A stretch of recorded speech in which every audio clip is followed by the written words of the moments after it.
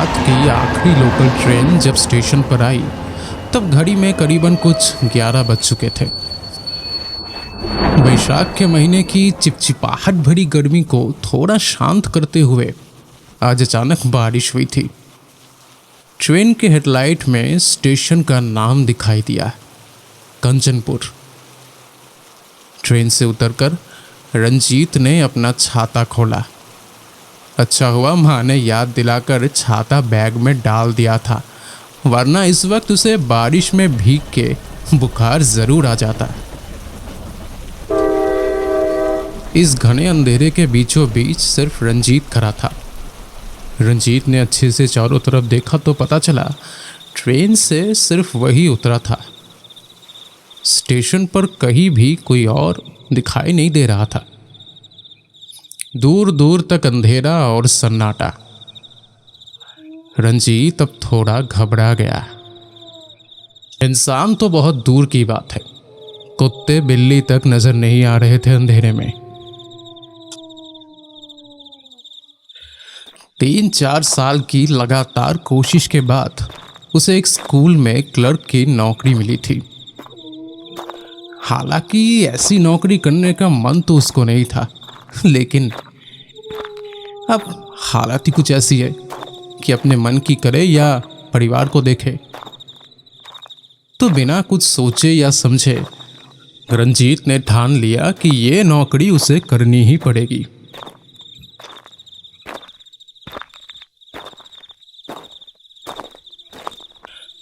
दिन था सोमवार, उसके नौकरी में जाने का बिल्कुल पहला दिन। लेकिन दिल्ली से यहाँ रोज आना जाना उसके लिए बहुत ही मुश्किल होगा, इसलिए पहले दिन आया था बस रहने का कुछ इंतजाम करने। लेकिन किस्मत उसकी इतनी खराब है, सुबह उसके पिता अचानक बीमार पड़ गए। डॉक्टर बुलाकर इलाज करवाने के अलावा उसके पास और कोई चारा नहीं था। अब इतना सब कुछ करने के बाद ही वो निकल पाया, इसलिए आने में थोड़ी देर हो गई।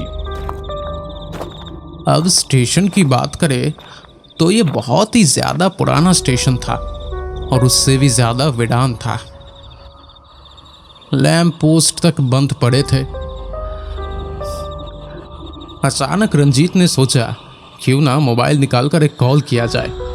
आखिर कहाँ पे है और कहाँ तक जाएगा, कम से कम ये तो जान ले।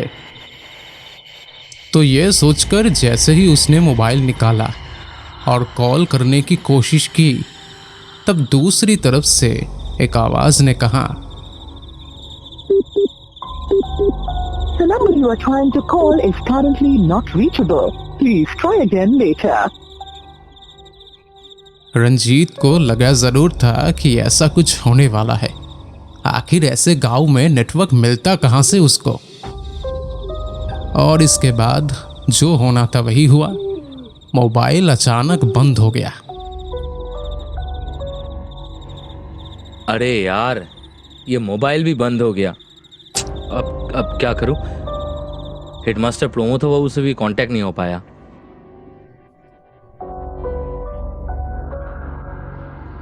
देखते हैं, आगे चलकर देखते हैं ऑटो वगैरह कुछ मिलता है कि नहीं।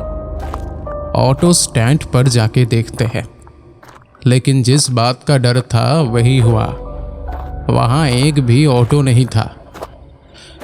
रंजीत अब पड़ गया टेंशन में। कहाँ जाए, क्या करे, जानता भी नहीं था किसी को। वो मन ही मन भगवान से प्रार्थना कर रहा था कि कोई एक रास्ता निकल आए बस। हे भगवान, थोड़ी देर पहले घर से क्यों नहीं निकल पाया मैं। तुझे तो सभी पता है भगवान, कुछ एक व्यवस्था कर दे। इतनी रात को कहाँ जाएंगे हम। शायद भगवान का मूड आज कुछ ज्यादा ही अच्छा था, क्योंकि कुछ ही मिनटों के बाद पीछे से एक भारी आवाज सुनाई दी। अरे मियाँ, इतनी रात में कहाँ जाना है आपको? रंजीत थोड़ा चौंक के अपने पीछे देखता है तो उसे दिखाई देता है एक ऑटो जिसका ड्राइवर कम से कम 50 से 60 वर्ष के आसपास होगा। लेकिन मन ही मन वो सोच रहा था, अरे ये ऑटो कब आया यहाँ पे? मुझे तो पता ही नहीं चला। सब भगवान का कृपा है। अरे भाई क्या हुआ, चलना है कि नहीं? हाँ, अरे कुछ नहीं, सत्यनगर जाएंगे, चलिएगा? अरे बाप रे, सत्यानगर? ये तो यहाँ से बहुत दूर पड़ेगा। अरे ज़रूर जाएंगे, मगर भाड़ा डबल करना पड़ेगा। हाँ भैया, जितना चाहिए मैं दूंगा, आप बस मुझे छोड़ दीजिए। बढ़िया, बैठिए। रंजीत ने अपना सामान उठाया और ऑटो में जाके बैठा। ऑटो चल पड़ा।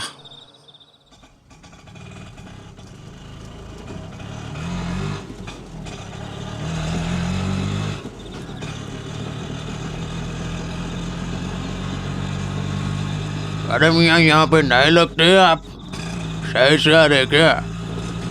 हाँ, मुंबई से। साहब घूमने आए हैं यहाँ पे?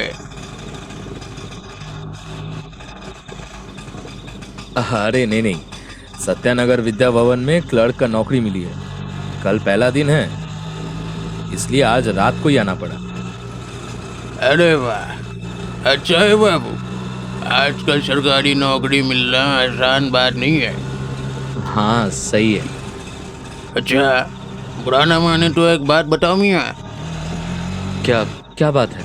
असल में रात तो बहुत हो गई है, बस पीछे मुड़ के मत देखिएगा। बार बार बता रहा हूँ, पीछे मुड़ के बिल्कुल मत देखिएगा। पर क्यों बोलिए तो? मतलब पीछे घूम के क्यों नहीं देखेंगे? क्योंकि इसमें खतरा है। ये शहर नहीं है बाबू, गाँव है। रात के अंधेरे में ऐसी कई चीजें होती है जो एक आम आदमी के समझ से परे है। ऐसा भी हो सकता है कि हमारी बातें कहीं छुप छुप के वो सुन रहे हो। कौन सुन रहा है? किसकी बात कर रहे हैं आप? समझने की कोशिश कीजिए बाबू मेरी बात, उनकी बात कर रहा हूँ। नहीं भैया, आप क्या बोल रहे हैं मुझे कुछ समझ में नहीं आ रहा है। आप सीधा सीधा बोलिए ना, क्या आप बोलना चाहते हैं। और आप खामखा डरा रहे हैं मुझे, मैं डरने वालों में से नहीं हूँ। खामखा आपको डराने से मेरा फायदा क्या होगा मियाँ, बताइए तो। रंजीत ने कुछ नहीं बोला, बस चुप हो गया। क्या पता ज्यादा बात करने पर गुस्सा होकर अगर ये ऑटो वाला ऑटो से उसको निकाल दे। लेकिन ऑटो वाले ने सचमुच गाड़ी रोक दी। अब देखिए मियाँ, हमें उतना नहीं पता, आपके भले के लिए बोल रहा था। मानना है तो मानिए, वरना उठिए ऑटो से। उतर जाओ मतलब? मैं उतर के कहाँ जाऊंगा अभी? कहाँ जाना है ये सब आप जाने। अब आपकी वजह से मुसीबत मैं क्यों ले लूँ? अरे घर परिवार है भाई हमारा भी, मुझे कुछ हो गया तो उनका क्या होगा? अब ऑटो वाले को शांत करने के लिए रंजीत ने झट से बोला, नहीं नहीं ठीक है, हम पीछे नहीं देखेंगे, आप चलिए। हाँ, ये याद रखना, गलती से भी पीछे मत देखना। ऑटो दोबारा चल पड़ा। अब थोड़ी दूर जाने के बाद एक अंधेरी सी जगह पे ऑटो रुक गया। क्या हुआ, आप रुके क्यों? अब क्या बताएं बाबू, यह रास्ता बिल्कुल बेकार है, हर वक्त पानी जमा रहता है बस। तो क्या करें अब? अब एक ही रास्ता है, आप उतरिए जरा, मैं ऑटो निकालता हूँ। हाँ, आप जरा ये पानी क्रॉस कर लीजिए। रंजीत को मन ही मन बहुत ही गुस्सा आया, लेकिन अब कुछ कर भी तो नहीं सकते, इसलिए वे ऑटो से उतरते हुए बोला, अच्छा ठीक है, मैं उतरता हूँ। रंजीत तो ऑटो से उतर आया, लेकिन ऑटो वाला अब फंस चुका था, क्योंकि उसे धीरे धीरे समझ आया कि ऑटो एक गड्ढे में फंस चुका है। जरा पीछे से धक्का देंगे, गैर बुरा न माने तो मदद हो जाएगी। हाँ ठीक है, ये भी कर देता हूँ। रंजीत ने हाथ आगे बढ़ाया, लेकिन तभी उसे महसूस हुआ कि ऑटो को उसे धकेलने की जरूरत नहीं पड़ रही। ऑटो तो मानो अपने आप ही निकल गया है गड्ढे से, जैसे कोई अनजान शक्ति उसे खींच रही हो। मगर हाँ, इस चक्कर में रंजीत के सारे कपड़े जरूर खराब हो गए। अपने कपड़ों से कीचड़ झाड़ते हुए वो ऑटो की आगे की तरफ गया। अरे अंदर आ जाइए साहब। कपड़े झाड़ते हुए ऑटो में जाके बैठते ही पीछे से एक मधुर आवाज सुनाई दी। सारे कपड़े तो गंदे हो गए आपके। रंजीत एक पल के लिए घबरा गया। ये औरत आखिर ये कहाँ से आई? उसने तो ना ही किसी को देखा था और पीछे तो कोई था भी नहीं। रंजीत ने सोचा कि एक बार पीछे मुड़ के देख ले क्या। उसने पीछे मुड़ना चाहा, लेकिन तभी ऑटो ड्राइवर चिल्लाया, खबरदार पीछे मत देखिएगा। आपने जो सुना है वो झूठ है। झूठ है मतलब? हाँ, झूठ है मतलब क्या है? हाँ, जो सुना है सब झूठ है, भ्रम है, भ्रम। अब रंजीत को लगने लगा डर। वह शहर का रहने वाला था। इन सब चीजों की उसे बिल्कुल आदत नहीं थी। डर के मारे उसका दिल कांप उठा।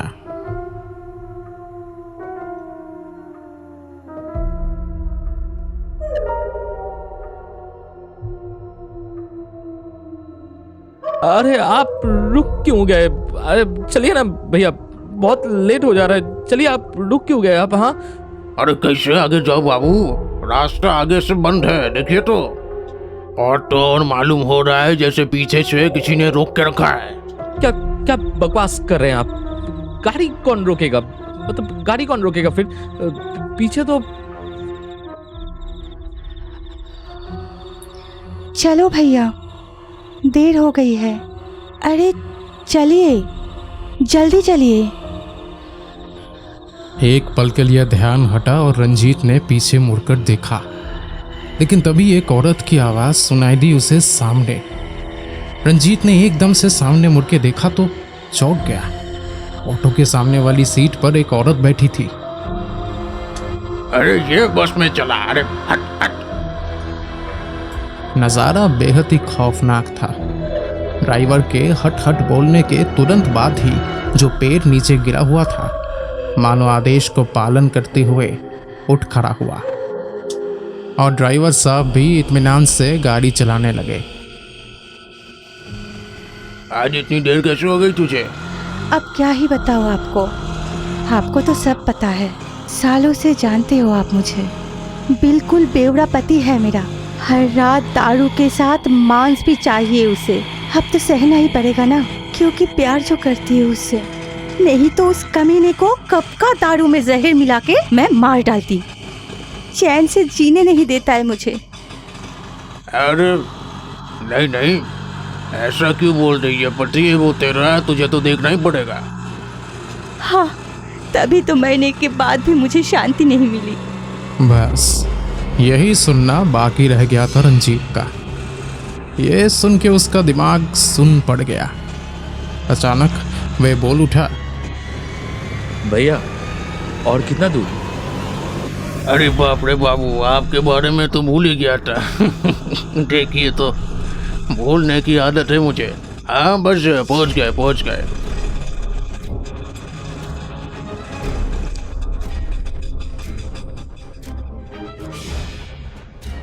चलिए आ गए। रंजीत ने देखा कि दूर दूर तक किसी भी स्कूल का निशान नहीं है, बल्कि कुछ ज़्यादा ही अंधेरा था और भयानक दुर्गंध। कोई घर नहीं। ये कैसी जगह है? लेकिन यहाँ तो। आप बताएं, आप क्या सोच रहे हैं? बागी का रास्ता आपको रानी ले जाएगी। क्यों रे, ले जाएगी ना? जरूर ले जाऊंगी। आप चलिए मेरे साथ।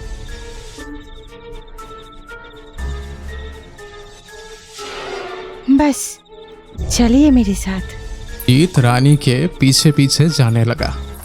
कहाँ जा रहा था, क्यों जा रहा था, उसे कुछ भी नहीं पता था। मगर पूछने की हिम्मत नहीं है उसमें। कुछ दूर चलने के बाद उसे डर लगने लगा क्योंकि माहौल डरावना हो चुका था।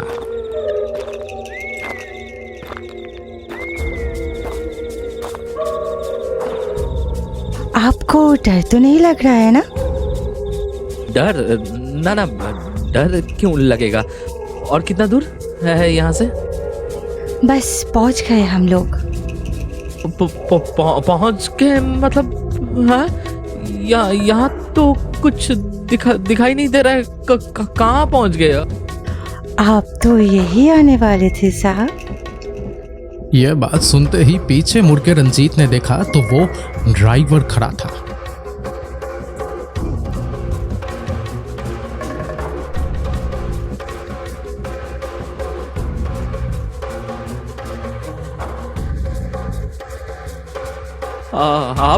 आप यहाँ कहाँ लेके आए?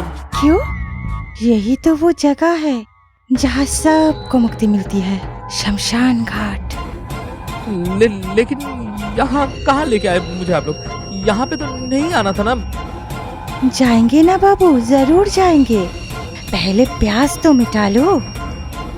प्यास? प्यास मतलब क्या बोल रहे? समझ नहीं आ रहा है कुछ। आप क्या बोल रहे हैं? आप खून की प्यास लगी है मुझे, खून की प्यास।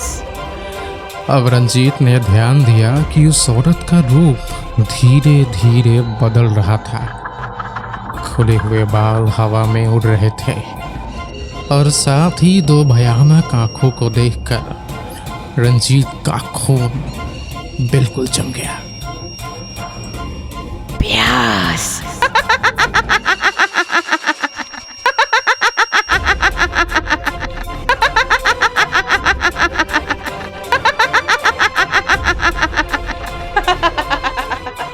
थरथराते हुए धीरे धीरे पीछे हटने लगा रंजीत। अब उसका बचना मुश्किल था। प्यास।